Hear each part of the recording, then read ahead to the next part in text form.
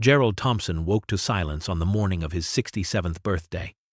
No cards waited on the kitchen table. No phone calls would come. The small one-bedroom apartment on Maple Street greeted him with the same stillness it offered every morning, a quietness that had become both comfort and curse in the 3 years since Margaret passed. Before I continue the story, please subscribe. I need to reach 1,000 subscribers so I can keep bringing you stories like this every day. It's just one click for you, but it means a lot to me. Thank you. He shuffled to the kitchen in his worn slippers, the floorboards creaking under his weight. The coffee maker sputtered to life, breaking the silence with its familiar gurgle. Gerald stared at the calendar on the refrigerator. October 19th circled in fading red ink, Margaret's handwriting from years ago, back when birthdays meant something, back when she'd wake him with kisses and homemade blueberry pancakes, a tower of them drowning in maple syrup. His reflection in the bathroom mirror showed a man who looked older than his years. Gray hair thinned at the crown. Deep lines etched around eyes that had once crinkled with frequent laughter. When had he become so invisible? At the grocery store, at the bank, even at the park where he fed the pigeons, people's eyes seemed to slide right past him, as though he were made of glass. But today would be different, Gerald decided. Today, he wouldn't eat a frozen dinner in front of the television. Today, he would treat himself to a proper meal at Rosewood Bistro. That nice place downtown where Margaret had always wanted to go for their anniversary. They'd never made it there, was always next year, until suddenly there wasn't. He opened his closet and pulled out his navy suit, the one he'd worn to her funeral.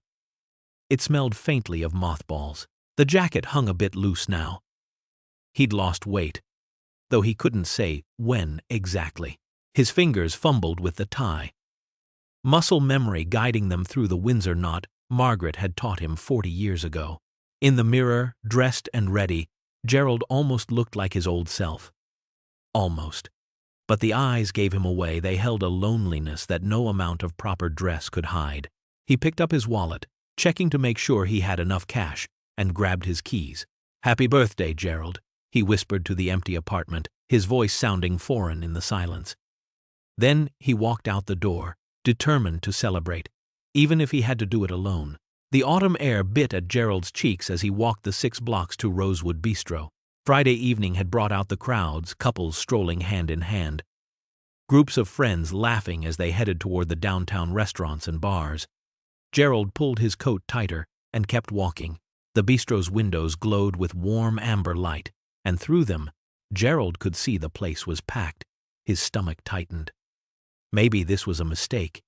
He could still turn around, go home, heat up that lasagna in the freezer, but his feet kept moving forward, and before he could change his mind, he was pushing through the heavy wooden door. A wave of warmth and noise washed over him. The restaurant hummed with life, the clinking of glasses, bursts of laughter, the murmur of dozens of conversations blending into a comforting buzz. Families crowded around large tables, their children wiggling in booster seats. Couples leaned close over flickering candles, their faces soft with intimacy.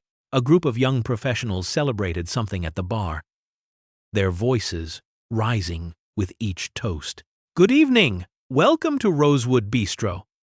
The hostess, a young woman in her 20s with a bright smile, greeted him from behind her podium. "How many in your party tonight?" Gerald cleared his throat. Just one, please." The smile faltered for just a fraction of a second, a flicker of something that might have been pity crossing her features. She recovered quickly, but Gerald had seen it. That look, the one that said, asterisk. "Oh, you poor, lonely old man. Asterisk. Of course, right this way."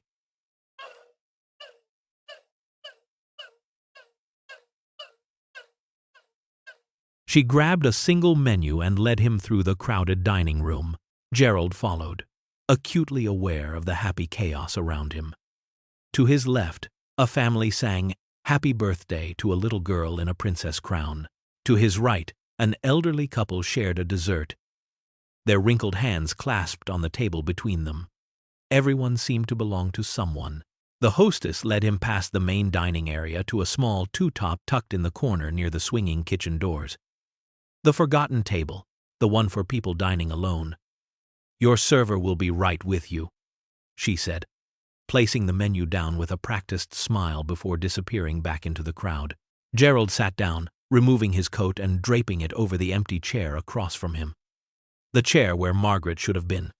He opened the menu but didn't really see the words. Instead, he watched the other diners, the way they leaned into each other's stories, the way they belonged. For the first time that day, Gerald wondered if coming here had been a terrible idea. Emma Rodriguez wiped down the bar, her feet aching in the cheap non-slip shoes she'd bought at the discount store. 6 hours into her shift, and the Friday dinner rush showed no signs of slowing. She'd been working at Rosewood Bistro for 2 years now, ever since she'd dropped out of art school when the money ran out and reality came knocking. "Emma!" Table 12 just sat, called out Monica, the hostess, nodding toward the corner.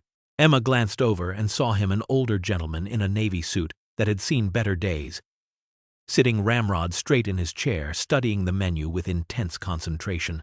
Something about his posture, the careful way he held himself, tugged at her heart.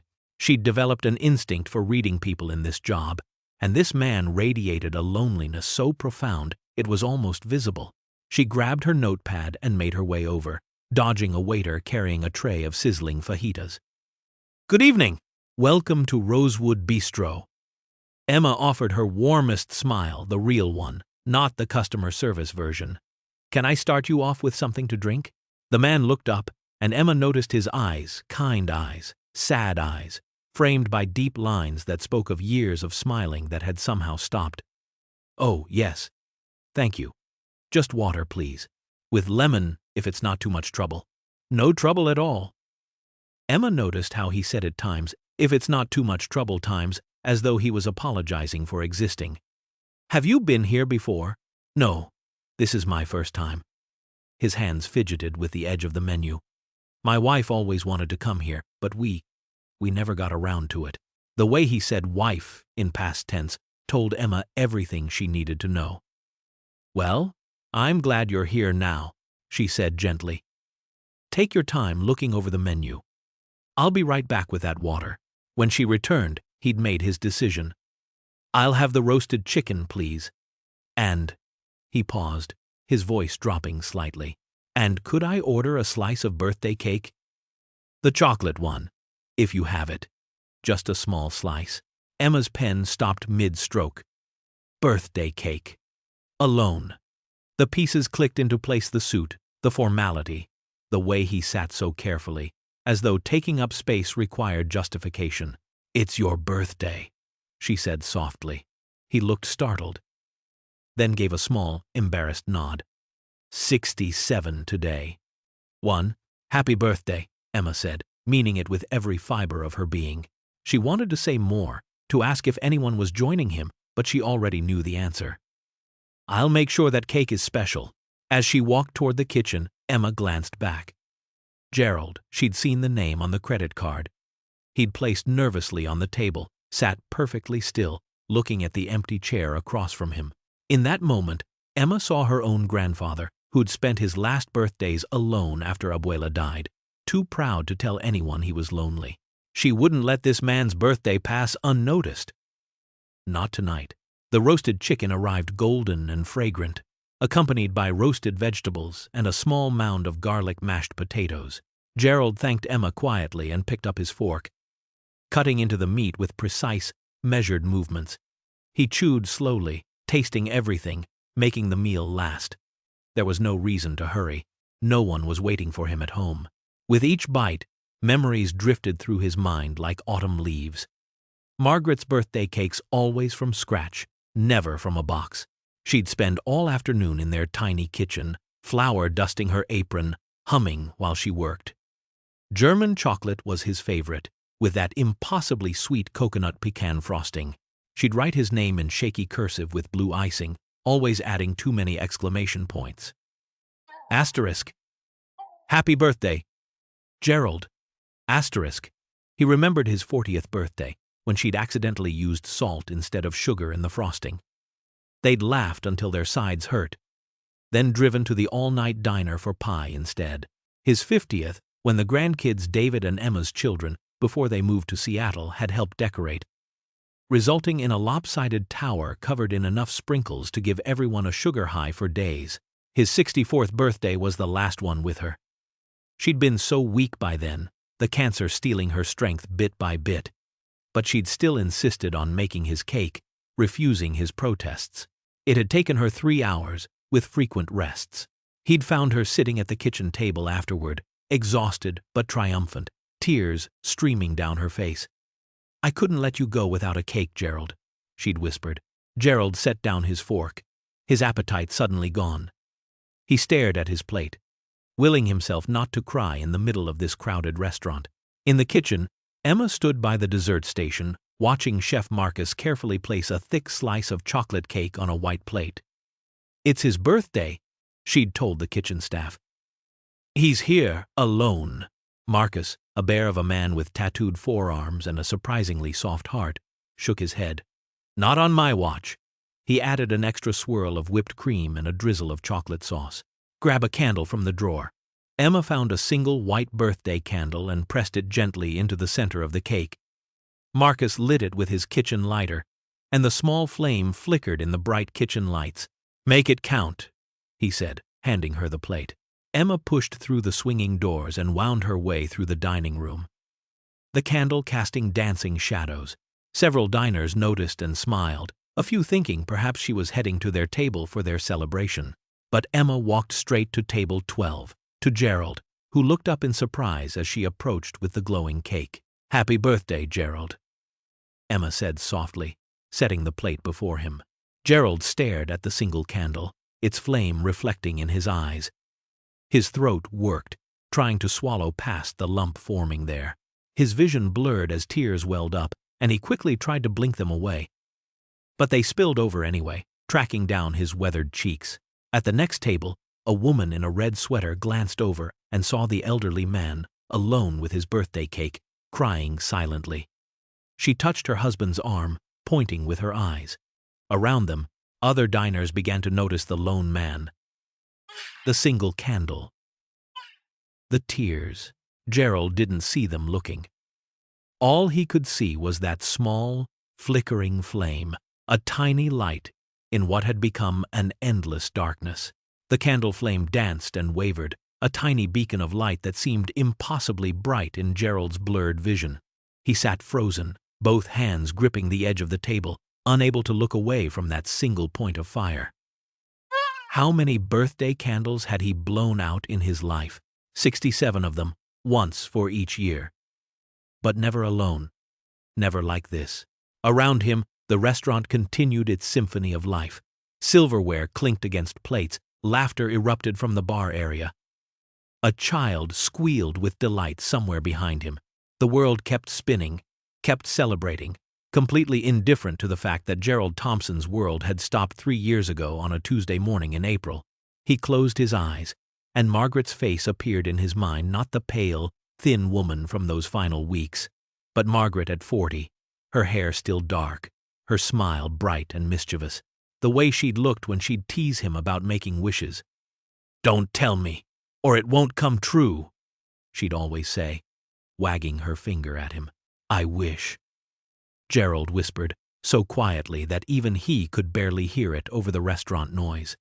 "I wish you were here, Maggie. I wish I could tell you about my day. I wish I could hear you laugh one more time.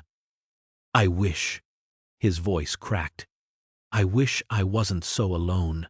He opened his eyes, leaned forward, and blew out the candle. The flame disappeared in a wisp of smoke that curled upward and vanished into nothing, taking his wish with it. At the table beside him, a family of 4 continued their animated conversation about someone's soccer game. Across the aisle, a young couple fed each other bites of pasta, lost in their own world. No one sang, no one applauded. The moment passed unremarked, as most moments in Gerald's life now seemed to do.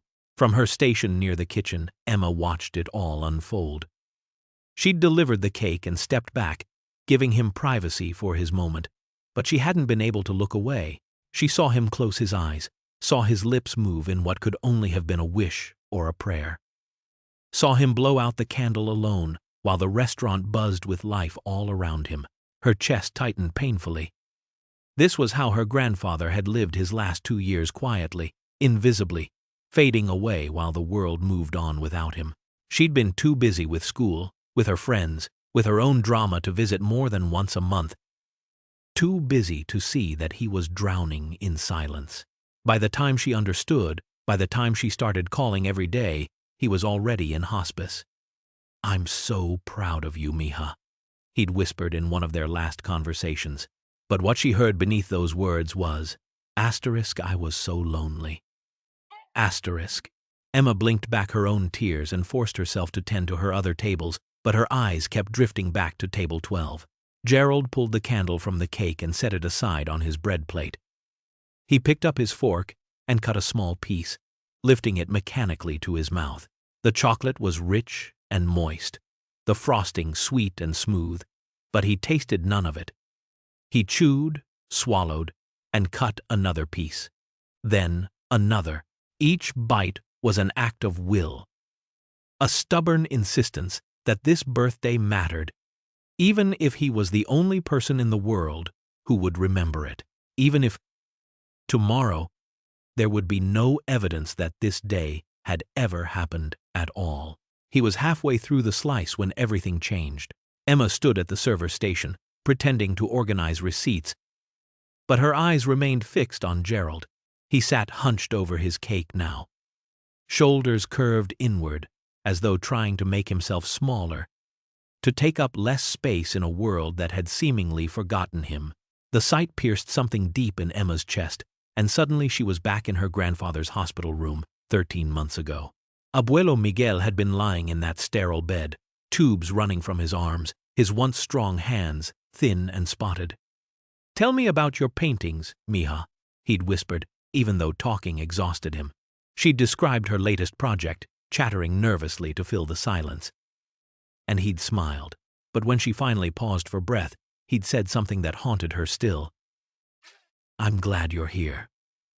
Most days the only voices I hear are from the television. Most days. He'd been alone most days, and she hadn't known, hadn't asked, hadn't seen past her own busy life to notice that the man who'd taught her to ride a bike, who'd slipped her candy when her mother wasn't looking, who'd told her stories about growing up in Guadalajara, that man had been sitting alone in his apartment, day after day, waiting for a phone call that came too rarely. She'd promised herself at his funeral that she would never ignore loneliness again. That if she ever saw someone disappearing into that particular kind of silence, she would act, and here was Gerald, eating birthday cake alone in a crowded restaurant. Emma's manager, Patricia, was in the office doing paperwork. The other servers were swamped with their own tables. No one was paying attention to what she did next, and even if they did, even if she got in trouble, it didn't matter. Some things mattered more than keeping your head down and following the rules. She pushed through the kitchen doors with purpose. Chef Marcus looked up from the grill, eyebrows raised. "That chicken okay? He looks pretty miserable out there. The food's fine." Emma's voice was tight. "Marcus, I need your help. Actually, I need everyone's help." The kitchen staff, Marcus, 2 line cooks named Jose and Terence, and Yolanda, the dishwasher, turned to look at her. Emma quickly explained, the man at table 12, his birthday, the devastating aloneness of watching him blow out that candle by himself. "I want to sing to him," Emma said. "I know it's not policy. I know we're busy. But I can't let him sit there like he doesn't matter. Like his birthday doesn't matter." Marcus set down his tongs without hesitation. "I'm in." "Me too," said Jose, wiping his hands on his apron. "My dad's alone since Mom passed. He won't admit it, but I know he is." Terence nodded.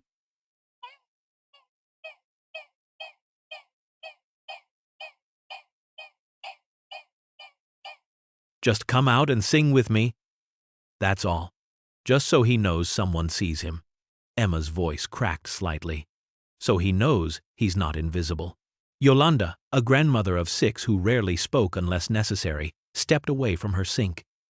"My husband died 4 years ago. Nobody sang to me on my birthday last year."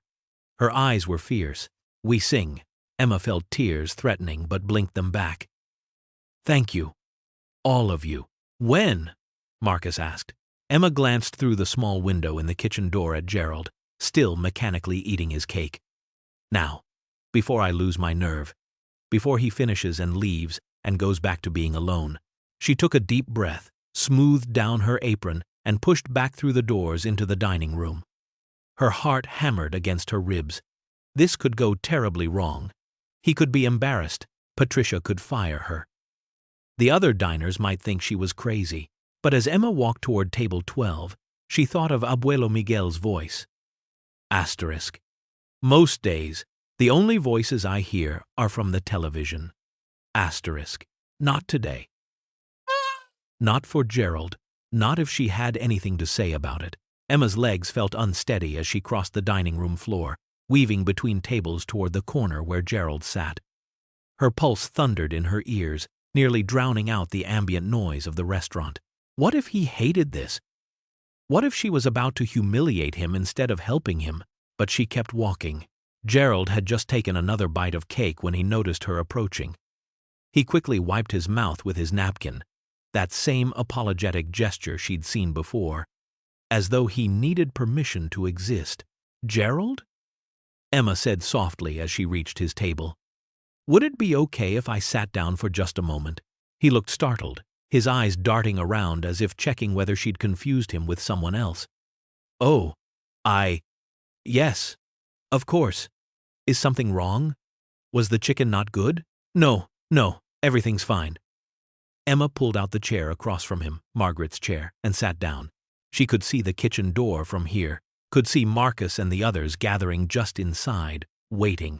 "I just wanted to make sure you knew something." Gerald's weathered face creased with confusion. Emma held his gaze, her brown eyes meeting his blue ones directly.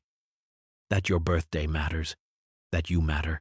Before he could respond, before he could deflect or apologize or minimize himself the way she sensed he'd been doing for years, Emma began to sing. Her voice was soft at first, barely above speaking volume, but clear and genuine.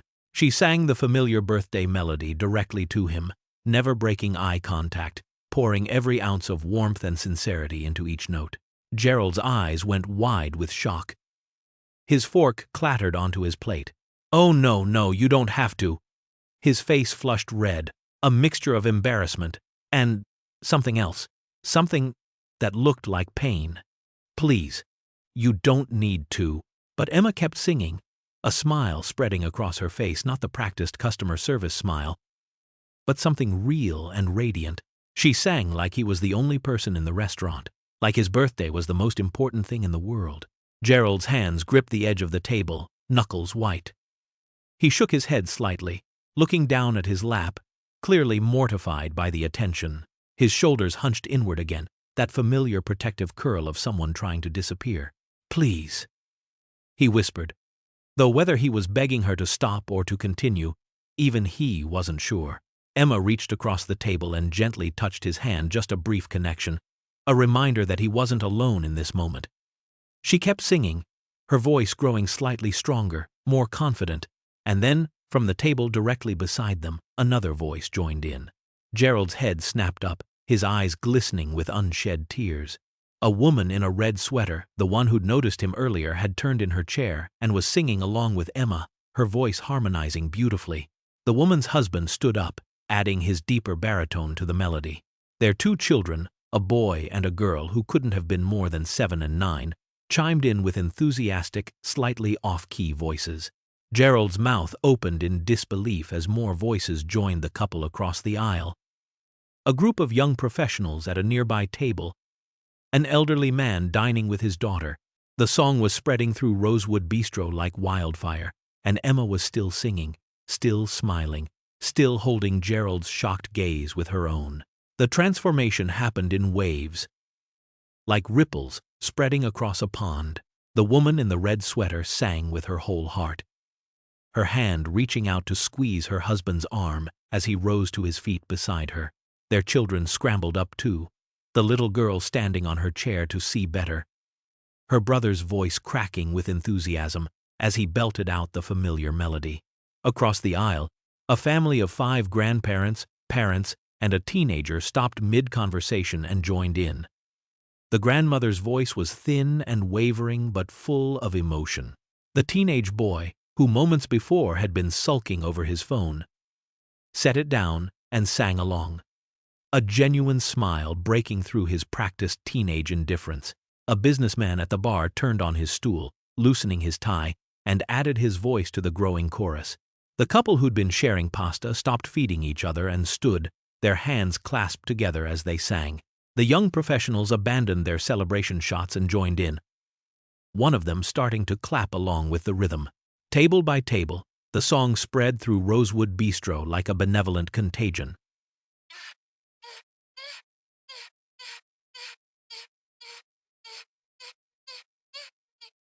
A mother holding a baby swayed and sang softly.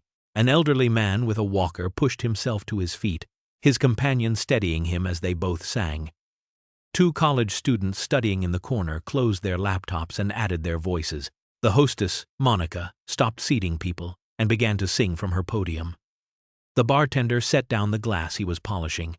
Even the busboy paused mid-clearing to join in. Gerald sat frozen in the center of it all, tears now streaming freely down his face. His hands trembled on the table.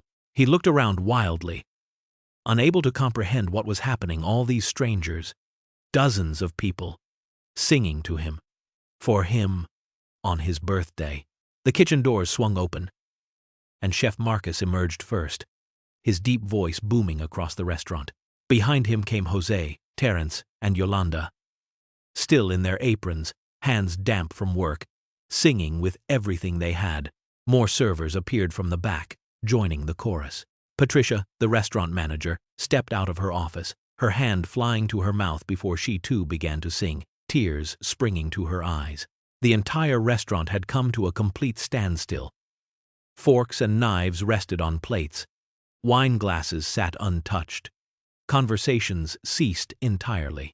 Every single person, from the toddler in the high chair clapping along to the elderly couple who must have been celebrating their own anniversary, sang the birthday song to Gerald Thompson. The volume swelled, filling every corner of the restaurant, echoing off the exposed brick walls and high ceiling. It was messy and imperfect. Some people were off-key, others off-tempo, and the timing was chaotic at best.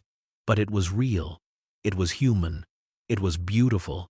Emma never stopped singing, never took her eyes off Gerald's face. She watched as disbelief gave way to overwhelming emotion, as this man who'd felt invisible suddenly became the center of the universe for 3 minutes in a crowded restaurant on a Friday night. And when the song reached its crescendo, everyone singing his name in a cacophony of voices both familiar and strange, Gerald finally broke. Time seemed to suspend itself within the walls of Rosewood Bistro. The usual Friday night chaos, the clatter of dishes, the buzz of competing conversations, the rush of servers hurrying between tables, all of it simply ceased to exist. In its place was something else entirely. A moment of pure, unified humanity. Every voice in the restaurant had joined the chorus now. There wasn't a single person still eating, still drinking, still checking their phone. The young and the old, the families and the couples, the staff and the customers, all of them, stood or sat facing table 12, singing together in imperfect harmony. An elderly woman with silver hair piled high on her head sang with one hand pressed to her heart, her eyes glistening behind thick glasses.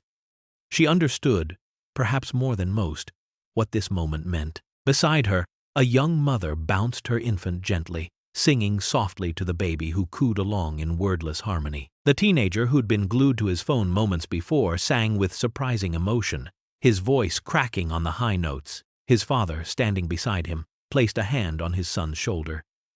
And for once, the boy didn't shrug it off.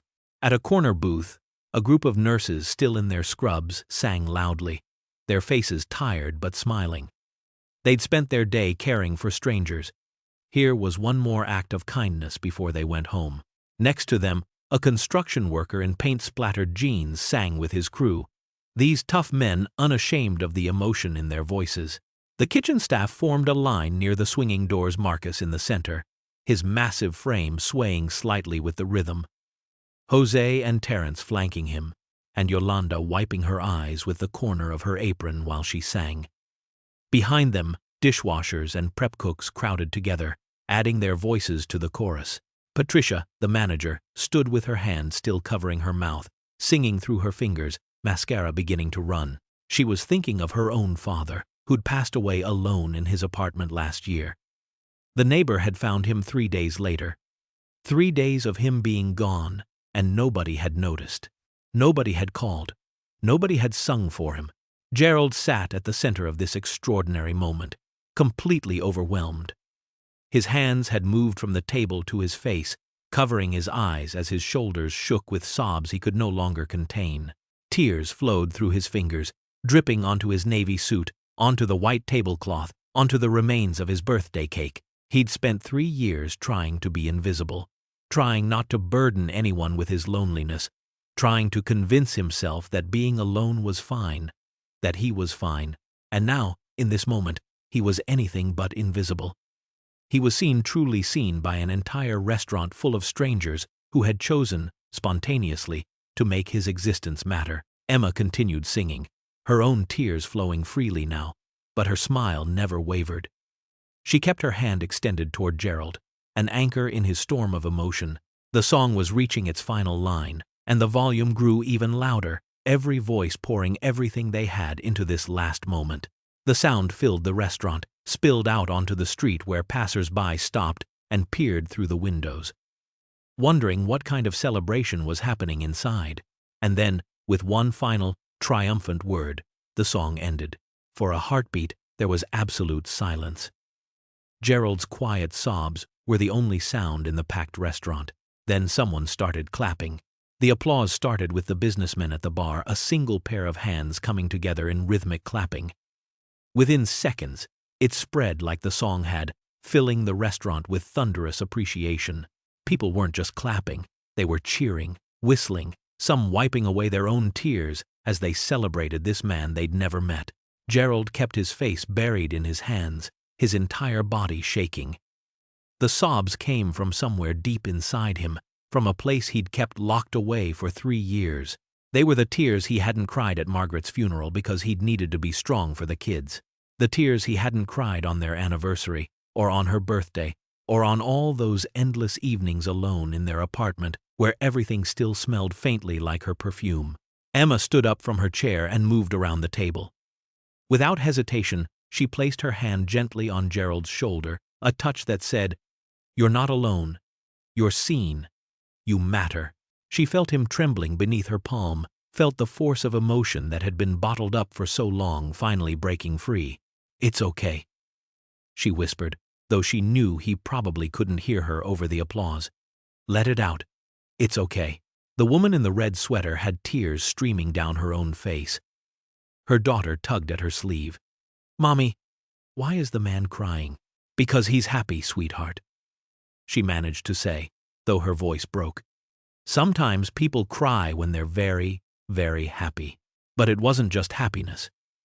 Gerald was crying for every birthday he'd face without Margaret, for every dinner eaten in silence, for the grandchildren in Seattle who called dutifully once a month but never visited, for the friends who'd gradually stopped inviting him places because he was a single now, an odd number that didn't fit at couples' dinner parties, for the sheer, crushing weight of invisibility that had settled over his life like snow, quiet and cold and suffocating, and he was crying because, for the first time in 3 years, he didn't feel invisible.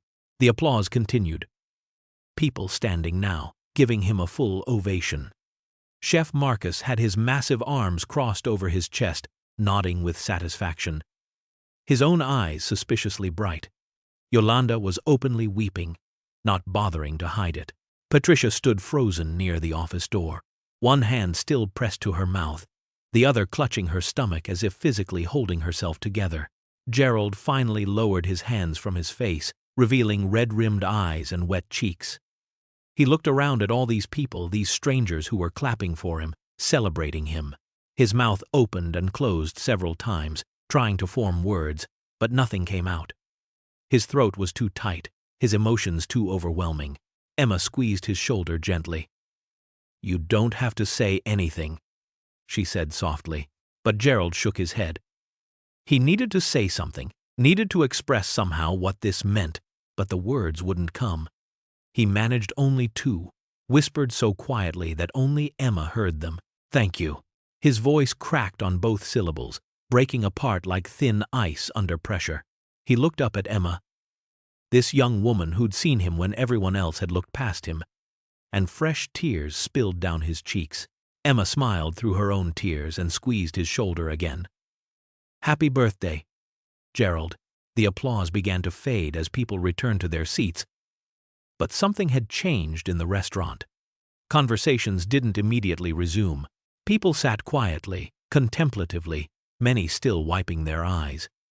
The moment had touched something in all of them, reminded them of their own loneliness, their own losses, their own need to be seen. Gerald sat perfectly still, Emma's hand still on his shoulder, trying to catch his breath, trying to make sense of what had just happened. His birthday would never be forgotten. Not this one. Not ever. Gerald was still trying to compose himself when the woman in the red sweater approached his table. Emma stepped back slightly to give them space, but kept close, a silent guardian. The woman's eyes were still wet, and she held her young daughter's hand. "I'm sorry to intrude," she said, her voice thick with emotion. I needed to tell you something." She took a breath. "My name is Sarah. This is my daughter, Lily." Gerald wiped his face hastily with his napkin, embarrassed by his raw emotion. "Gerald," he managed. "I'm Gerald. My mother died 6 months ago," Sarah continued, her voice wavering. "And I realized tonight, watching you, that my father is probably sitting alone right now too. I've been so busy with work, with the kids, with everything. I haven't called him in 2 weeks." A tear slid down her cheek. "Thank you for reminding me. I'm going to call him the minute I get home." Before Gerald could respond, she leaned down and kissed his cheek, a gentle, daughterly kiss, and squeezed his hand before returning to her table. Gerald sat stunned, touching his cheek where she'd kissed him. Then the young couple from across the aisle approached, holding hands. The man couldn't have been more than 25, his girlfriend perhaps younger. "We almost didn't come out tonight," the young woman said shyly. "We had a huge fight earlier. I actually had my coat on to leave." She glanced at her boyfriend, their fingers intertwining tighter. "But watching everyone sing to you, it reminded us why we're together, why the small stuff doesn't matter. See? One." The young man nodded. "Happy birthday, sir. You probably don't realize it, but you just saved our relationship." They walked away together, and Gerald felt something shift in his chest. His pain had somehow created meaning for someone else. An elderly woman approached next, moving slowly with a wooden cane. She had kind eyes behind her glasses, and she reminded Gerald painfully of Margaret. "I'm Doris Brennan," she said, her voice gentle but firm. "I've been a widow for 4 years. My husband Robert and I were married for 43 years. Gerald nodded, understanding immediately. 40 years for Margaret and me. Then you know," Doris said simply. "You know how the silence becomes like a physical presence. How you set the table for 2 and then remember. How you turn to share something funny and there's no one there to tell." "Yes," Gerald whispered. "Yes, exactly." Doris reached out and patted his hand. "You're not alone in being alone, Gerald. There are so many of us. We hide it well." The father with 2 children approached next, his son and daughter standing on either side of him. "Hey, I'm Tom," he said, extending his hand. Gerald shook it, feeling the firm grip. "I wanted my kids to meet you. This is Jake and Emma." The little girl giggled at sharing a name with the waitress. "Kids," Tom said, crouching down to their level. "Remember what we've talked about? About how important it is to be kind, to notice people who might be lonely?" Both children nodded solemnly. "This gentleman showed us all something important tonight," Tom continued. "He reminded us that everyone matters, that kindness matters." He looked up at Gerald. Thank you for that lesson. It's worth more than any sermon I could preach. One by one, others came. An elderly man who'd lost his wife to Alzheimer's. A middle-aged woman who'd recently divorced and was learning to eat alone. A college student whose grandmother had just moved into a nursing home. Each person shared a piece of their story, their loneliness, their grief, their gratitude. The restaurant had transformed into something extraordinary, no longer just a place where people came to eat, but a community, however temporary, bound together by recognition of shared human experience. Strangers talked to strangers. Tables that had been islands unto themselves became connected.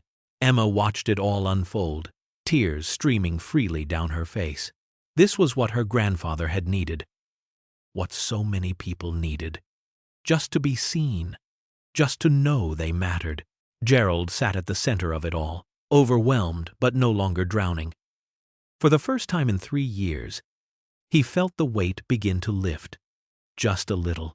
As the stream of well-wishers began to slow, Patricia Chen finally stepped forward from where she'd been standing near the kitchen, watching everything unfold. She was a petite woman in her early 40s, always impeccably dressed, always in control. But now her carefully applied makeup was smudged, her eyes red-rimmed, and her hands trembled slightly as she approached table 12. "Mr. Thompson," she said, her voice barely steady. "I'm Patricia Chen, the manager here at Rosewood Bistro." Gerald's eyes widened with sudden concern. "Oh, I hope. I didn't mean to cause a disruption. I know Emma probably wasn't supposed to." Patricia held up her hand, stopping him. "Please, let me speak." She pulled out the chair across from him and sat down, something managers rarely did with customers. For a moment, she just looked at him, her eyes glistening with fresh tears. "Your meal tonight is on the house," she said firmly. "Everything. The dinner, the cake, all of it." "Oh no, I couldn't possibly." Gerald began to protest, reaching for his wallet. "Please." Patricia's voice cracked, and she paused to collect herself. "Please, let me do this. I need to do this." Gerald stopped, sensing there was more to this than a simple gesture of goodwill. Patricia took a shaky breath. "My father died a year ago. Last November. He was living alone in San Francisco, had been for 5 years, since my mother passed." She twisted her wedding ring around her finger, a nervous habit. "We talked every Sunday. He always said he was fine. Busy with his garden, his books. He never complained, never asked for anything." Gerald watched her, recognizing the pain in her voice. "The neighbor found him." Patricia continued, her words coming faster now, as if she needed to get them out. "He'd had a heart attack. They estimated he'd been gone for 3 days before anyone noticed." She looked directly at Gerald, tears spilling over. 3 days. My father lay alone in that house for 3 days, and I had no idea. I was here, managing this restaurant, worrying about reservations and food costs and customer reviews, and my father was alone. "Patricia," Gerald said softly, his own heart breaking for her. "After the funeral, I found his calendar," she said, her voice barely above a whisper. "He'd marked our Sunday phone calls with little stars. And there were all these other days. Blank days. Just empty. That's when I realized he wasn't fine. He was lonely. Desperately lonely. And he never told me because he didn't want to be a burden." She wiped her eyes roughly, smearing her mascara further. "So, when I saw you tonight, sitting alone with your birthday cake, and I watched what Emma did, what all these people did, I thought about my father, about all his birthdays that passed unremarked, about how he probably sat alone too, trying to convince himself it was okay." Gerald reached across the table and took her hand. The manager and the lonely customer, 2 strangers bound by the same regret, the same understanding. "I can't go back and sing to my father," Patricia said, her voice breaking completely now. "I can't give him back his birthdays. But I can do this. I can honor what happened here tonight. I can make sure that kindness like Emma's kindness that sees people, really sees them, is celebrated, not punished." "Emma won't get in trouble?" Gerald asked, suddenly concerned for the young waitress who'd started all of this. Trouble? Patricia let out a short laugh through her tears. She's getting a raise, and I'm going to make sure every person on my staff understands that this— She gestured around the restaurant, where conversation still hummed with unusual warmth, where strangers had become something more. This is what we're really serving here. Not just food, but humanity. Gerald tried once more to protest the free meal. It's too much. I have money. I can pay. Mr. Thompson, Gerald, please, Patricia said, squeezing his hand. Let me do this one thing. Let me give this gift to you, because I can't give it to my father. Let me honor his memory by honoring yours. Her words hung in the air between them, heavy with meaning and grief and hope all tangled together. Gerald nodded slowly, understanding that this wasn't really about the money at all. Thank you, he said simply. And Patricia? I'm sure your father was very proud of you. Patricia closed her eyes, fresh tears streaming down her face, and whispered, I hope so. God, I hope so. Part 13. An unexpected invitation. Patricia excused herself to compose herself in the office, giving Gerald's hand one final squeeze before she left. Gerald sat alone again for a moment, his untouched water glass sweating condensation onto the white tablecloth, his half-eaten cake still bearing the impression of that single candle. He was contemplating whether he should leave, whether this extraordinary evening had run its course, when Doris Brennan appeared beside his table once more. This time, she wasn't alone. 2 women in their 50s flanked her, both with kind faces that bore a strong resemblance to their mother. Gerald, Doris said, leaning on her cane. I hope you'll forgive an old woman's boldness, but I simply cannot let you sit here alone for the rest of the evening. Not after what just happened. She gestured to her daughters. These are my girls, Rebecca and Judith. They're visiting from Portland for the weekend. Rebecca, the taller of the 2 with graying blonde hair, smiled warmly. Mom's been talking about you nonstop for the last 10 minutes. We've heard all about your Margaret, Judith added, her voice gentle. And our father. Robert, would you join us for coffee? Doris asked. Our table is just over there, near the window. We've already finished our meals, but we're in no hurry. She paused, her eyes twinkling behind her glasses. And frankly, I think we could all use the company. Gerald hesitated, his instinct to decline, to not impose, to fade back into his comfortable invisibility. But then he looked at Doris, really looked at her, and saw someone who understood, someone who knew what it meant to wake up reaching for a hand that was no longer there. Someone who set one place at the table instead of 2. I would like that very much, Gerald said, surprised by the steadiness in his own voice. Wonderful, Doris beamed. Bring your cake. We'll share it. Rebecca reached down and gently took Gerald's arm, helping him to his feet. Judith grabbed his coat from the back of his chair. Emma appeared from somewhere, her eyes bright with joy, and picked up his water glass and the plate with the remaining cake. I'll bring fresh coffee for everyone, she said, her smile radiant. The walk to Doris's table felt surreal to Gerald, like he was moving through a dream. Other diners smiled at him as he passed. A few nodded.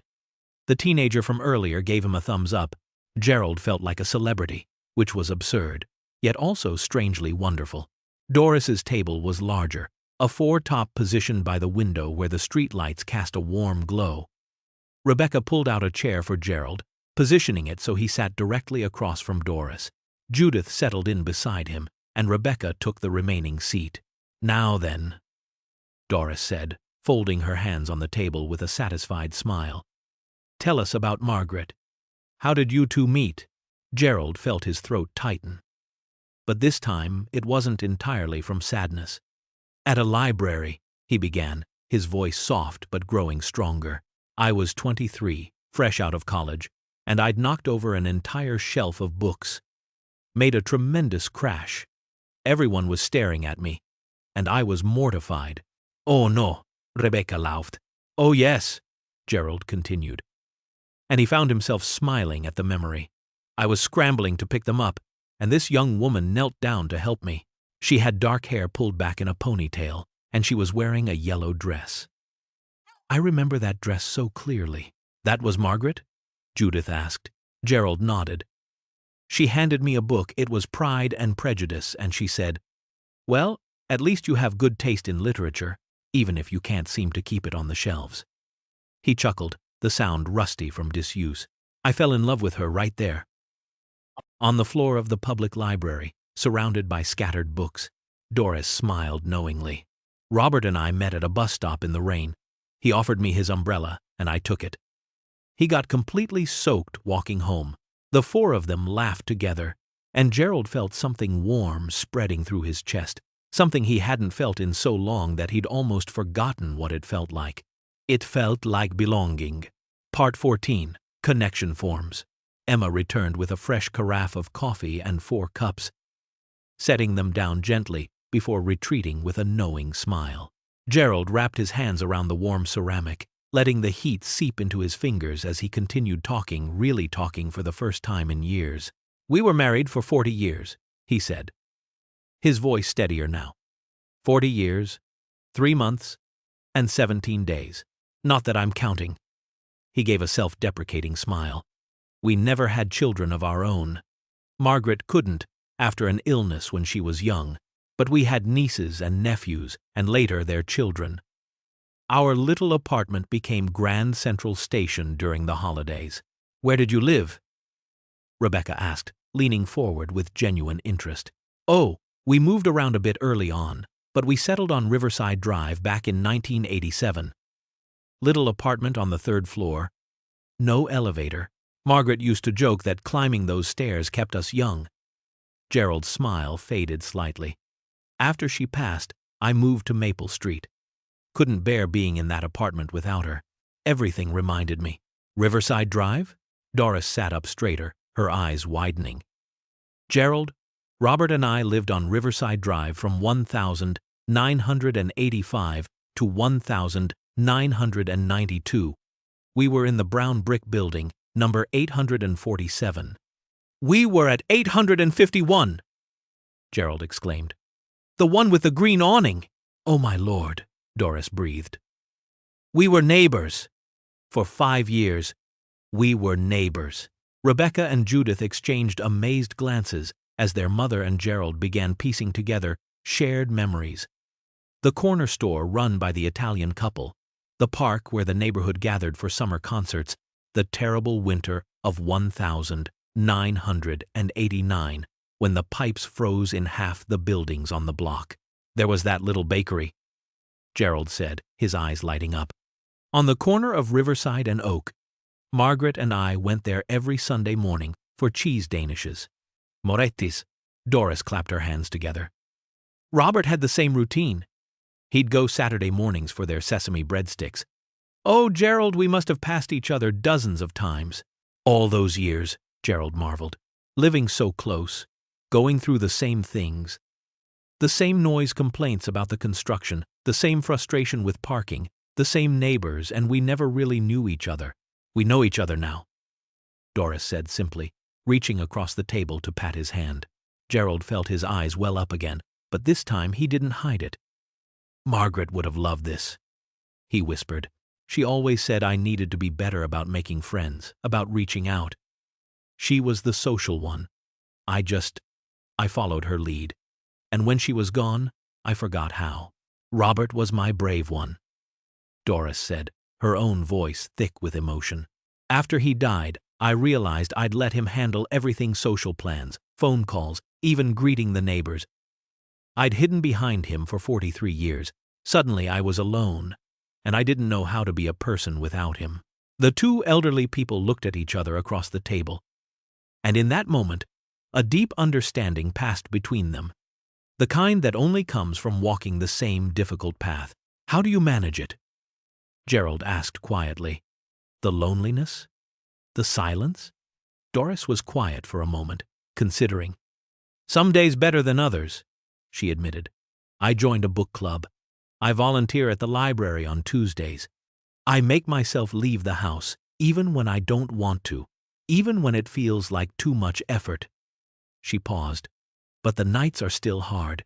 Dinner is still hard. Birthdays are still hard. Yes, Gerald said simply. And that single word carried the weight of 1,000 lonely evenings. Judith, who had been listening quietly, wiped her eyes. I had no idea, Mom. You always seem so together. We get good at pretending, Doris said, glancing at Gerald, who nodded in agreement. We don't want to burden our children. You all have your own lives, your own families. But you're not a burden, Rebecca said, her voice urgent. Mom, you're never a burden. That's what Margaret used to tell me to say, Gerald said softly. She made me promise, before she died, that I'd reach out to people, that I'd ask for help when I needed it. But I haven't kept that promise very well. Neither have I, Doris admitted. They sat in silence for a moment, the coffee growing cold in their cups, but neither caring. Around them, the restaurant continued its gentle hum. But at this table near the window, something profound was forming, not just a connection, but a lifeline. Well, Doris said finally, straightening her shoulders with determination, I think it's time we both did better. Don't you? Gerald looked at her, at Rebecca and Judith, watching them both with tears in their eyes, and felt something shift inside him, a small crack in the wall he'd built around himself, letting in a thin stream of light. Yes, he said. Yes, I think it is. Part 15. Emma's story. Emma had been watching Gerald's table from across the restaurant, her heart swelling every time she heard laughter drift over. She'd checked on her other tables, refilled drinks, cleared plates, but her attention kept returning to the elderly man who'd come in alone and was now surrounded by conversation and warmth. She approached with the coffee carafe. Anyone need a warm-up? Emma! Doris gestured enthusiastically. Please, dear, come sit with us for a moment. Gerald was just telling us the most wonderful story about Margaret and a disastrous camping trip. Gerald looked up at Emma, and his eyes, which had been so full of anguish earlier, now held something different. Gratitude. Yes, please join us. If you have time, that is. I don't want to get you in trouble. Emma glanced around the restaurant. The dinner rush had mellowed into a comfortable evening pace. Her other tables were content, finishing desserts or chatting over coffee. I can spare a few minutes, she said, pulling over a chair from an empty table nearby. We've been meaning to thank you properly, Rebecca said. What you did tonight. It was extraordinary. Emma felt her cheeks flush. I just sang a song. Everyone else. You started it. Judith interrupted gently. You saw him. Really saw him. That's what mattered. Gerald leaned forward, his weathered hands folded on the table. Emma, I need to ask you something. You didn't know me. I was just another customer. Why did you do what you did? Emma was quiet for a moment, her fingers tracing the pattern on the tablecloth. When she looked up, her eyes were bright with unshed tears. My grandfather, she said simply. Abuelo Miguel. He died 13 months ago. The table fell silent. Everyone listening. After my grandmother passed away, he lived alone for 2 years. He had this little apartment in the Mission District. You could see the bay from the kitchen window. He loved that view. Emma's voice grew thick. I was in art school, completely absorbed in my own life. My classes, my projects, my friends, my drama. I'd visit him maybe once a month, sometimes less. She paused, swallowing hard. He never complained, never asked for more. Every time I left, he'd stand at the door and wave until I was out of sight. And he'd say, I'm so proud of you, mija. You're going to do great things. Gerald felt his throat tighten, recognizing the story. When he got sick, really sick, and went into hospice, I finally started going every day. We'd talk for hours. He'd tell me stories about growing up in Mexico, about my grandmother, about when they first came to America. Emma's voice broke. And one day, I asked him why he never told me he was lonely, why he never asked me to visit more. Tears spilled down her cheeks now. You know what he said? He said, Mija, you were living your life. That's what I wanted for you. I didn't want to be the old man who held you back. Doris made a small sound of recognition. Her hand going to her heart.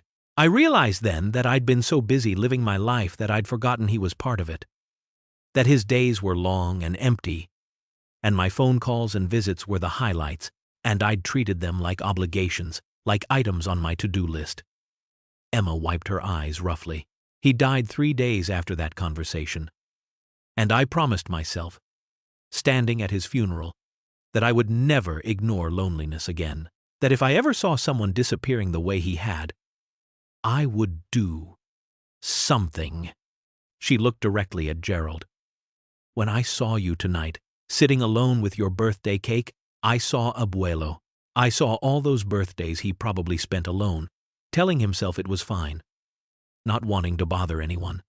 And I couldn't let it happen again. I couldn't walk past that pain one more time. Gerald reached across the table and took Emma's hand in both of his. His grip was firm, warm. Your grandfather was right about one thing, he said, his voice gentle but strong. You are doing great things. What you did tonight, not just for me, but for everyone in this restaurant, that's greater than any painting you could have made. He would have been so proud of you. Doris added, her own voice wavering. Emma laughed through her tears. I dropped out of art school 3 months after he died. Couldn't afford it anymore. I've been waiting tables ever since, telling myself it's temporary, that I'll go back someday. She shrugged. But maybe this is what I'm supposed to be doing. Maybe seeing people, really seeing them, is its own kind of art. It's the most important kind, Rebecca said softly. Thank you, Gerald said, still holding Emma's hand. Thank you for seeing me when I'd gotten so good at being invisible. Thank you for reminding me that I still matter, that my birthday matters, that I'm still here, still alive, and that counts for something. Emma squeezed his hand. You matter so much, Gerald. Don't ever forget that. I won't, he promised. Not after tonight. How could I? They sat together in comfortable silence for a moment. This unlikely group brought together by grief and kindness, and the simple act of one person choosing to see another. Emma finally stood, wiping her eyes one last time. I should get back to work before Patricia realizes I've been sitting down. She smiled. But Gerald? Come back soon. Please. I will, he said. And for the first time, he actually believed it. Part 16. A ripple effect. As Emma returned to her duties, she noticed something remarkable happening throughout Rosewood Bistro. The restaurant had fundamentally changed. What had been a collection of separate tables, isolated islands of private conversations, had somehow merged into something more connected, more alive. At table 7, the young couple who'd nearly broken up earlier were now chatting animatedly with the family at table 8. The father was showing them pictures of his kids' soccer team on his phone, and the young woman was laughing genuinely, her earlier tears forgotten. The businessman from the bar had moved to sit with a group of nurses, buying them a round of drinks and listening intently as they shared stories from their shift. His laptop sat forgotten, the urgent emails that had seemed so important an hour ago no longer mattering quite so much. Sarah, the woman in the red sweater, had pulled out her phone and was FaceTiming with someone. Dad, I know it's late, but I had to call. I miss you. Can we have dinner this weekend? I'll drive down, I promise. Her voice was thick with emotion, and her husband rubbed her back supportively while their children colored on the paper tablecloths with crayons a server had brought them. The elderly man with the walker had been joined by the college student who'd been studying alone. They sat together now, the young man helping the older one navigate something on his phone, probably teaching him how to use a new app or feature. The older man laughed at his own confusion, and the student laughed with him, not at him. Monica, the hostess, was no longer rushing people through their meals to turn tables. Instead, she lingered, chatting with diners, asking how their evenings were going, really listening to the answers. A couple waiting for a table didn't seem to mind the delay. They were too busy talking with another waiting couple about the extraordinary thing they'd just witnessed through the window before coming in. At table 15, 3 women who'd arrived separately for solo dinners had pulled their tables together. They sat in a triangle, sharing a bottle of wine, their earlier loneliness transformed into unexpected friendship. One was a recent divorcee, another a widow, the third a traveling businesswoman far from home. They'd found each other in the aftermath of Gerald's moment, recognizing kindred spirits.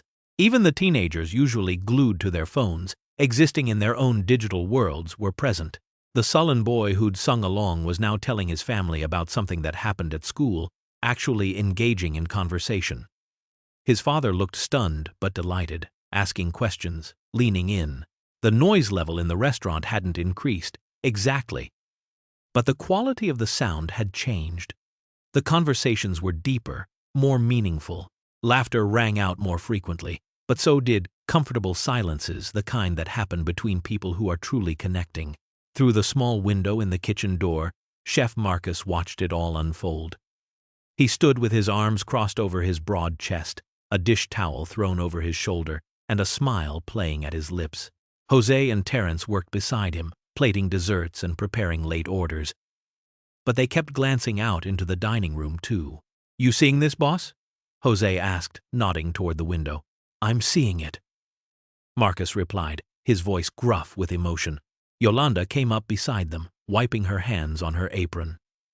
"In 20 years of restaurant work, I've never seen anything like this.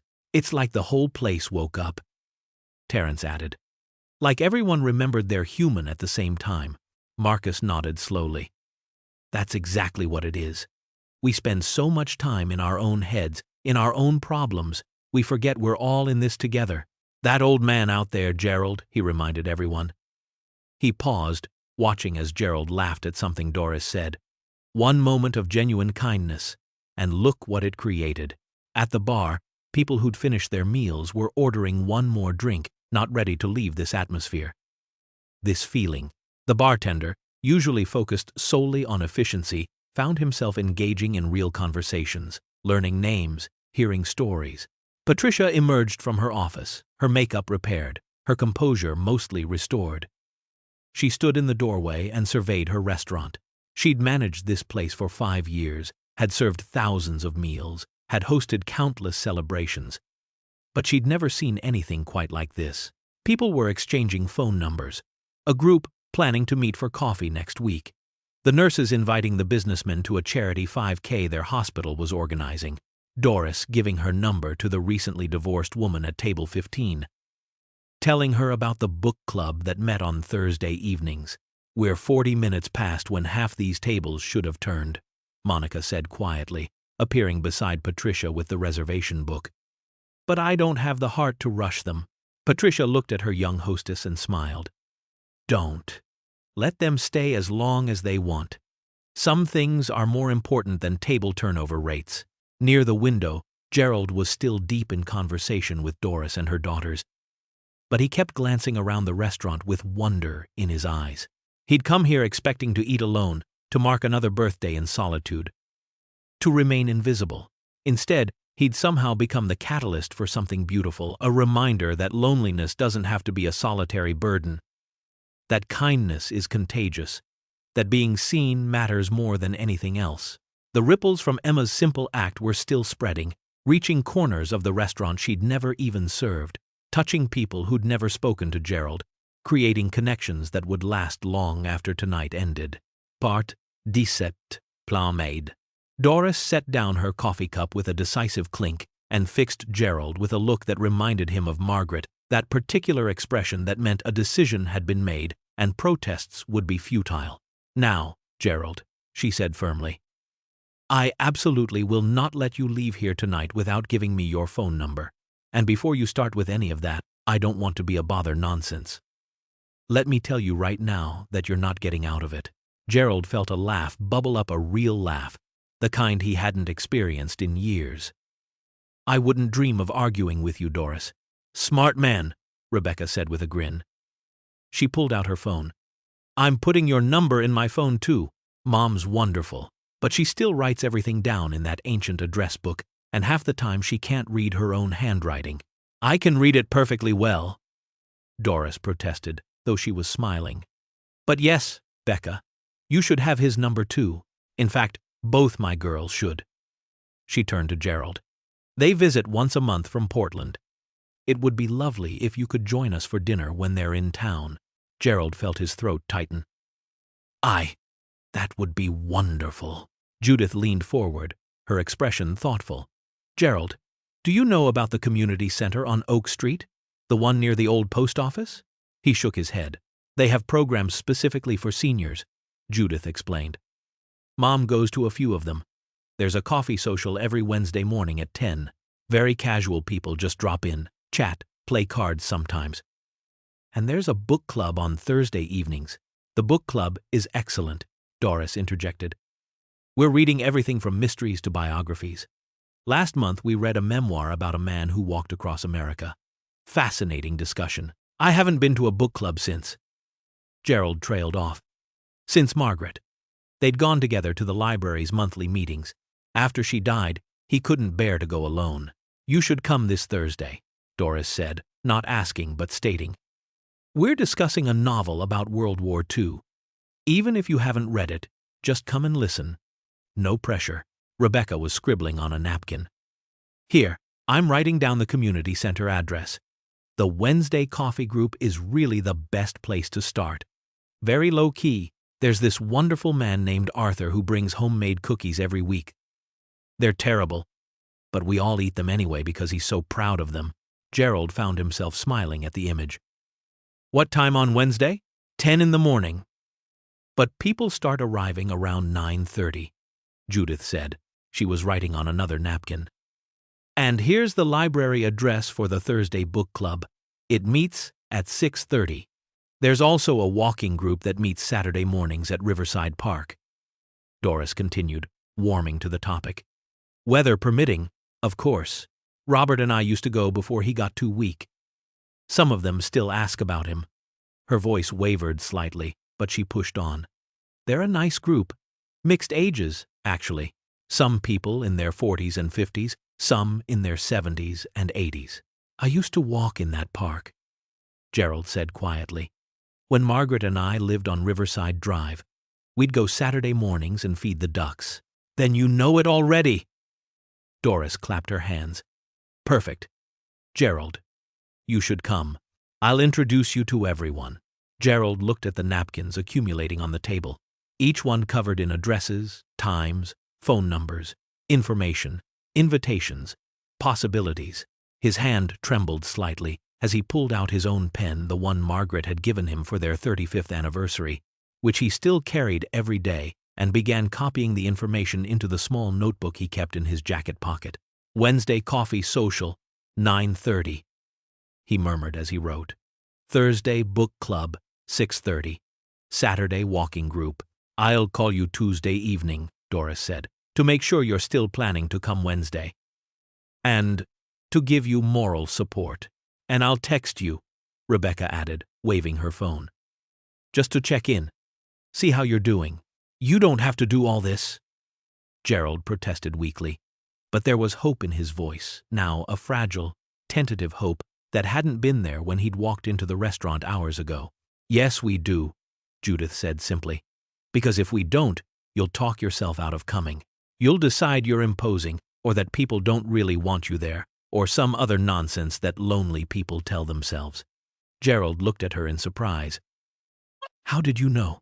Because that's what Mom does, Rebecca said gently, glancing at Doris. Even now, even with us calling her all the time, she still sometimes cancels plans at the last minute, says she doesn't want to be in the way. We've learned we have to be persistent. Doris had the grace to look sheepish. They're right, I do that. It's easier to stay home than to risk. She paused, searching for the right words. Than to risk being vulnerable, than to admit you need people. Yes, Gerald whispered. Yes, exactly that. They sat in understanding silence for a moment. These four people who'd been strangers just hours ago and now shared something profound. So we'll be persistent with each other, Doris finally said, reaching across to pat Gerald's hand. We'll call and text and refuse to let each other disappear. Deal? Gerald looked at the napkins covered in addresses, at the phone numbers entered into 3 different phones, at the faces around the table watching him with genuine care and concern. Deal, he said, and this time his voice didn't waver at all. Part 18. The Departure. The restaurant had grown quieter as the evening wore on. Tables that had been full of life and conversation now sat empty, cleared, and reset for tomorrow's diners. The warm amber lighting seemed softer somehow, more intimate, as the Friday night crowd gradually trickled out into the autumn night. Gerald glanced at his watch and was shocked to discover it was nearly 10 o'clock. He'd arrived at 6:30, expecting to eat quickly and leave. Nearly 3.5 hours had passed in what felt like both a moment and a lifetime. "I should probably go," he said reluctantly, though every part of him wanted to stay in this warm cocoon where he felt seen, valued, connected. "I've taken up enough of your evening." "Nonsense," Doris said, but she was gathering her purse and sweater too. "Though I suppose we should all be heading home. These old bones need their rest." Rebecca and Judith stood, helping their mother to her feet. Gerald rose too, a bit stiff from sitting so long, and carefully folded the napkins with all the precious information into his jacket pocket along with his notebook. He patted the pocket twice, making sure they were secure. The four of them made their way slowly toward the front of the restaurant. Other diners smiled at them as they passed the young couple. Sarah with her family, the businessman who'd bought the nurses' drinks. Some nodded, some raised a hand in farewell. Gerald felt like he was leaving a party, not a restaurant. At the door, Doris turned to Gerald and surprised him by pulling him into a firm hug. She was small, barely reaching his shoulder, but her embrace was strong and warm. "Wednesday morning," she said into his chest. 9:30. "I'll be watching for you." "I'll be there," Gerald promised. Rebecca hugged him next, then Judith, both of them holding on perhaps a moment longer than necessary. "Don't be a stranger," Judith said. "We mean it about dinner when we visit." "I won't. I promise." And Gerald realized, with some surprise, that he actually meant it. He watched as the three women made their way out into the night. Doris between her daughters, their arms linked together. Just before they disappeared around the corner, Doris turned and waved. Gerald waved back, standing in the doorway until they were out of sight. "Gerald?" He turned to find Emma approaching, now wearing a jacket over her server's uniform, her shift apparently over. Her eyes were still slightly red from earlier tears, but she was smiling. "I wanted to walk you out," she said. "Make sure you were okay." "I'm more than okay," Gerald said, and he meant it. "Emma, I don't know how to thank you for what you did tonight. You gave me—" He paused, searching for adequate words. "You gave me my life back, or at least, you reminded me I still have one to live." Emma's eyes filled with tears again. "You don't have to thank me. Seeing you laugh with Doris, seeing you making plans, seeing you not alone anymore, that's all the thanks I need." They walked together through the door and stood on the sidewalk outside Rosewood Bistro. The October air was crisp and cool, and the street lights cast long shadows.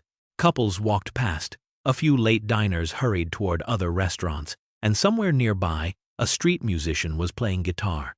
"Will you come back?" Emma asked. "I meant what I said earlier. Please come back." Gerald pulled out his wallet to leave a tip he'd already tried to pay for the meal, but Patricia had refused, but Emma shook her head. "Patricia already took care of me. Gave me a bonus, actually, and a raise." She laughed in disbelief. "Can you believe that?" "Yes," Gerald said. "I absolutely can. You deserved it." He tucked his wallet away and instead pulled out one of the napkins from his pocket. On it, he carefully wrote his phone number. "Here," he said, handing it to her. "In case you ever need to talk about your grandfather or anything else, and to make sure I keep my promise to come back." Emma took the napkin carefully, as if it were something precious. "I'll text you so you have my number too. And Gerald, I'm going to check in on you. I hope that's okay." "It's more than okay. It's—" Gerald's voice caught. "It's everything." They stood in comfortable silence for a moment. This elderly man and the young woman who'd saved him, both understanding that they'd saved each other in some way tonight. "I should catch my bus," Gerald said finally. "But Emma, your grandfather was right. You are going to do great things. You already are." Emma stepped forward and hugged him, a quick, fierce embrace that spoke of grief and hope and the connection between strangers who become something more. "Happy birthday, Gerald," she whispered. "Best birthday I've had in years," he replied, his voice thick. He walked toward the bus stop, and just like Abuelo Miguel used to do, he turned and waved before he reached the corner. Emma was still standing outside the restaurant, and she waved back enthusiastically, her smile visible even from a distance. Gerald boarded the bus and found a seat by the window. As the bus pulled away, he could see Rosewood Bistro growing smaller, its warm lights glowing against the dark street. He touched the pocket with the napkins again, feeling the weight of all those phone numbers, all those addresses, all those promises of connection. He wasn't going home to an empty apartment tonight. He was going home to a future that suddenly held possibilities he'd thought were lost forever. Wednesday coffee, Thursday book club, Saturday walks, dinners with Doris and her daughters. Text messages from Emma. Gerald looked at his reflection in the bus window and barely recognized the man staring back. His eyes were still red from crying, but they weren't empty anymore. They held something they hadn't held in 3 years. They held hope. Part 19. Going viral. Maya Chen sat in the back seat of her parents' car, scrolling through the video she'd recorded at the restaurant. She was 17. And like most teenagers, her phone was practically an extension of her hand. When that elderly man's birthday song had started, she'd instinctively begun filming, capturing the moment when one voice became 2, then 10, then an entire restaurant singing together. She watched it again, the shaky footage somehow making it more real, more raw. You could hear her mother's voice joining in, could see the old man covering his face as he cried. The sound of dozens of strangers singing together gave her goosebumps, even on the third viewing. Maya opened TikTok and began uploading the video. Her fingers flew across the screen as she added text. This man came to dinner alone on his birthday. The waitress started singing to him. Then this happened. Faith in humanity equals restored. She added hashtags, number act of kindness, number faith in humanity, number birthday, number restaurant moment, number wholesome. Her thumb hovered over the post button for just a moment before she pressed it. The video uploaded, and she tucked her phone away, thinking nothing more of it. By the time Maya brushed her teeth before bed an hour later, the video had 300 views and 50 comments. When she woke up Saturday morning, it had 20,000 views. By noon, it had hit 500,000. The comments flooded in. I'm literally sobbing at my desk. This is what the world needs more of. The waitress deserves everything good in life. I lost my dad last year and he spent his last birthday alone. This breaks my heart and heals it at the same time. Who's cutting onions in here? Emma was at home Saturday morning, drinking coffee in her tiny studio apartment, when her phone started buzzing incessantly. Text after text, notification after notification. She stared at the screen in confusion as messages poured in from friends she hadn't talked to in months, former classmates, even her old art school professors. Oh my God, is this you? Emma, you're famous. I always knew you had a good heart. This video of you is everywhere. She opened her social media and gasped. She'd been tagged in the video. Maya had somehow figured out her name and Instagram handle, and it was everywhere. TikTok, Twitter, Facebook, Instagram. The video had been shared thousands of times, with views climbing into the millions. Her hands trembled as she watched herself on the screen, singing to Gerald. The moment frozen and now being witnessed by countless strangers around the world. The comments on her own social media were overwhelming. You're an angel. This made me call my grandpa for the first time in months. Please, never stop being this kind. The world needs more people like you. Emma's phone rang an unknown number. Then another, and another. She let them go to voicemail, her heart pounding. What was happening? She called Patricia, her manager, who answered on the first ring. Emma, have you seen it? The video? I'm looking at it now. Patricia, I don't understand. Local news wants to interview you. Patricia interrupted, her voice excited. Channel 7 called the restaurant 20 minutes ago. They want to come Monday and talk to you and Gerald. Emma, this is incredible. Do you know how many calls we've gotten this morning for reservations? People want to come to the restaurant where it happened. Emma sat down hard on her couch, overwhelmed. I just sang a song. I saw someone who needed to be seen, and millions of people are seeing it now," Patricia said. "Emma, you've reminded people what kindness looks like. In a world full of bad news, you gave everyone something beautiful." After hanging up with Patricia, Emma scrolled through more comments, and one caught her attention. It was from a woman named Susan. "My mother has been in a nursing home for 2 years. I haven't visited in 4 months because I'm too busy. I just called, and I'm going to see her today. Thank you for reminding me what matters." Tears spilled down Emma's cheeks. This was what Abuelo Miguel would have wanted, not fame, but impact, not attention, but action. The video wasn't about her. It was about what happens when we choose to see each other. She thought of Gerald, probably at home right now, unaware that his birthday moment was being shared around the world. She needed to warn him, to prepare him for what was coming. Emma pulled out the napkin with his phone number and sent him a text. "Gerald, it's Emma. Something's happened. Someone recorded us last night and it's gone viral. The news wants to interview us. I hope that's okay. I hope this doesn't upset you. I just wanted you to know. Emma." Her phone buzzed almost immediately. Patricia again. Then a number she recognized, her mother, whom she hadn't spoken to in weeks. Then a friend from art school. Then another unknown number. The video kept spreading. By Saturday evening, it had been picked up by national news outlets. Good Morning America wanted to feature it on Monday. The Today Show was reaching out. BuzzFeed wrote an article titled, "Lonely Man's Birthday Song Will Make You Sob Happy Tears." Emma turned off her phone and sat in the silence of her apartment. Tomorrow, she'd deal with the media attention, the interview requests, the sudden spotlight. Tomorrow, she'd figure out how to navigate this unexpected viral moment. But tonight, she just sat with the memory of Gerald's face transforming from despair to joy. She thought of all the comments from people promising to call their lonely relatives, to reach out to isolated neighbors, to look for the invisible people in their own communities. If even a fraction of those people followed through, if even a handful of lonely souls got phone calls they weren't expecting, visits they thought would never come, then maybe, just maybe, Abuelo Miguel's lonely years wouldn't have been for nothing. Maybe this was exactly what he'd wanted her to do all along. Bartkokskumd.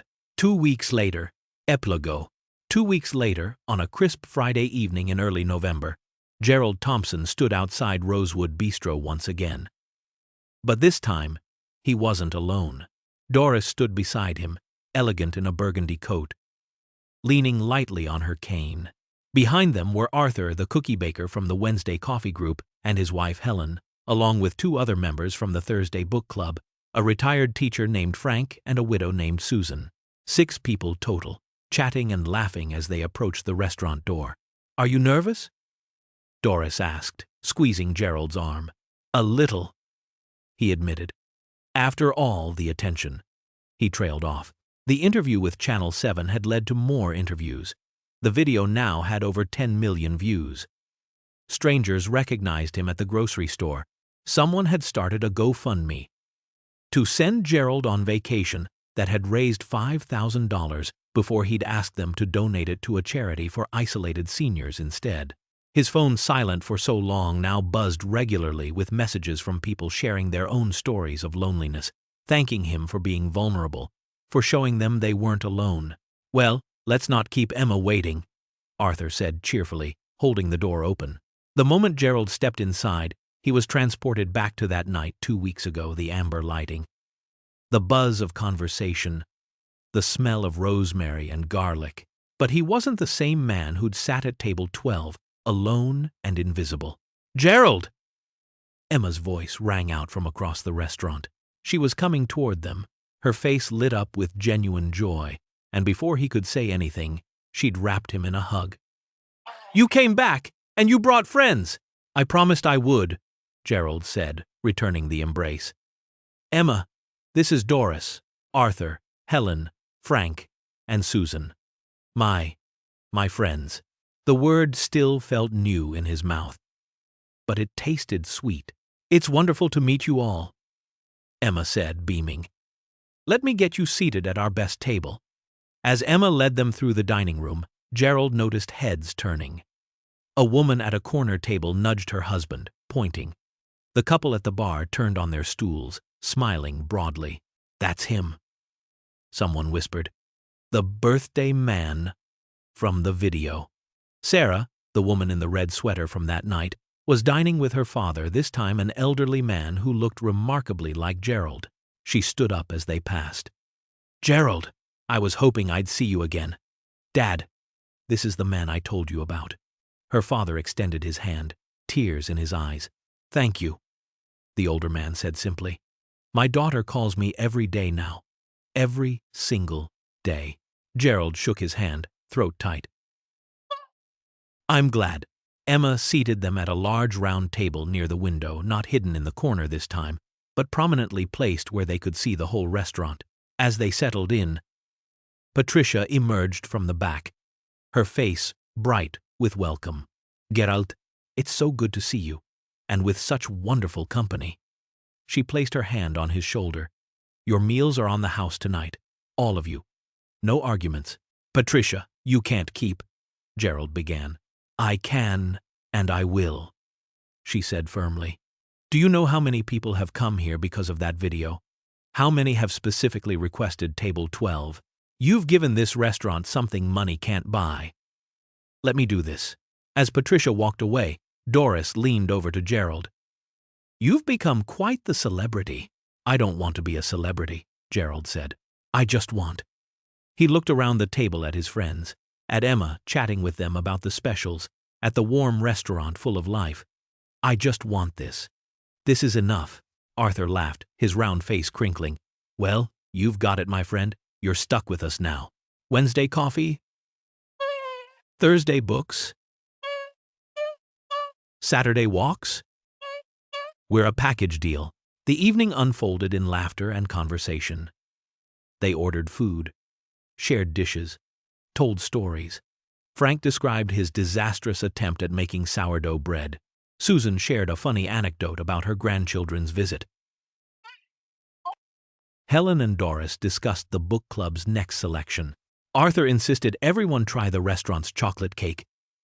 "Much better than my cookies, I'll admit." Gerald sat in the middle of it all, participating fully, his voice no longer hesitant or apologetic. He belonged here, at this table, in this moment, in this life that had seemed over but was, in fact, just beginning again. Emma watched from her station, taking in the scene with a full heart. Gerald's table was the loudest in the restaurant, not obnoxiously so, but with the robust sound of people who genuinely enjoyed each other's company. She saw Gerald throw his head back laughing at something Arthur said, saw him lean close to hear Doris better, saw him gesture animatedly as he told a story. This was what she'd hoped for that night 2 weeks ago, when she'd walked up to his table with a birthday song. Not viral fame or news interviews or millions of views. Just this, connection replacing isolation, laughter filling silence, friendship conquering loneliness. She thought of Abuelo Miguel, imagined him in his little apartment with the bay view, and felt the familiar ache of missing him. But mixed with the grief was something else, now a sense of purpose, of continuation. She was doing the work he would have wanted. Seeing the people who needed to be seen. "Emma?" Monica, the hostess, appeared beside her. "Table 9 needs drinks." "On it," Emma said.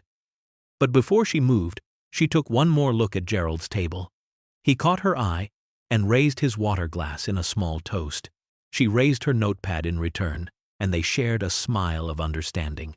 One act of kindness. That's all it had taken.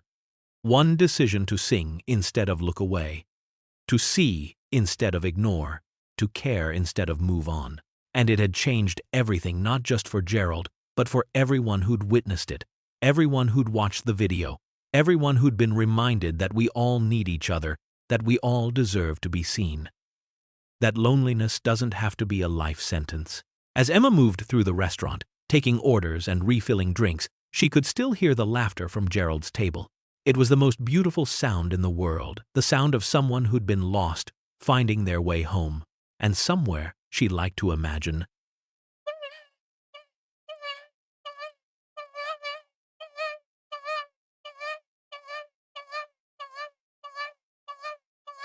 Abuelo Miguel was smiling.